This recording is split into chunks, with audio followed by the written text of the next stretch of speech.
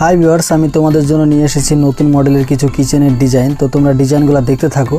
আর তোমরা যদি কেউ চাও যে আমি বাড়িতে এরকম কিচেন তৈরি করব, তাহলে এরকম কিচেন তৈরি করতে কত খরচ আসে সেই জিনিসটা আমি এই ভিডিওর মধ্যে সম্পূর্ণ জিনিস বলবো। আর বলবো যে কিচেনে কি ভুল করলে সেটার কোনো সমাধান নেই, সারা জীবন সেটা রিপেয়ারিং করতে করতেই জান যাবে। তো এই জন্যই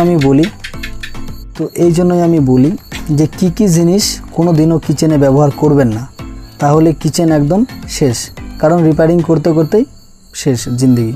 তো প্রথমে বলি, কিচেনের কোনো সময় কিচেনের যদি কেউ কাজ করাতে চায়, তাহলে কিচেনের মধ্যে যে ম্যাটেরিয়াল, যে জিনিসগুলো আমাদের ব্যবহার হয়, সেটা সম্পূর্ণ স্টিল ব্যবহার করা দরকার।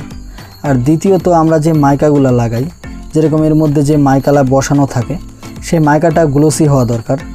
যেমন এর মধ্যে গ্লোসি মাইকা দেওয়ার এটি হচ্ছে কারণ যে গ্লোসি মাইকা দিলে সেই জিনিসটাতে নোংরা ধরে খুব কম।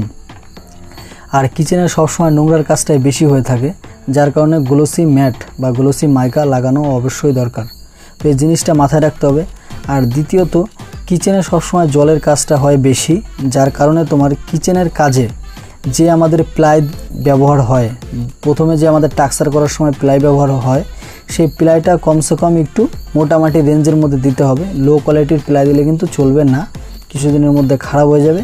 কিচেন যত কষ্ট করে বানাবেন, টাকাটা বেকার হয়ে যাবে। আর আরেকটা জিনিস, বাড়ির পাশে যদি কোনো ইন্টেরিয়র ইঞ্জিনিয়ার থাকে, তাহলে অবশ্যই ইন্টেরিয়র ইঞ্জিনিয়ারের সঙ্গে কথা বলা দরকার। কারণ তোমাদের বাড়িতে যদি কোনো কিচেন বানাতে চাও, যেটা এল শেপ থাকুক বা ইউ শেপ থাকুক কিচেনের, সেই জিনিসটা ইন্টেরিয়র ইঞ্জিনিয়ার দিয়ে তৈরি করলে কি হবে, সে তোমার প্রথমে কিচেনের যে ডিজাইনটা হবে বা প্রথমে তোমার কিচেনের ফটোটা তোমাকে দেখা দিতে পারবে যে তোমার কিচেনটা এরকম হবে। সেই অনুযায়ী তুমি আইডিয়া নিতে পারো আর তার সঙ্গে আবার পরামর্শ করে কাজ করতে পারো। আর একটা, তুমি বাড়িতে যখনই কিচেন করবা, তখনই নিজে বসে মিলাতে হবে, না হলে যে আমি এখানে এই জিনিসগুলো করব, এখানে এই জিনিসগুলো করব, তারপরে জিনিসটা সেটআপ আসবে। মিস্ত্রি ডেকে আনার পরে তাড়াহুড়া করলে হবে।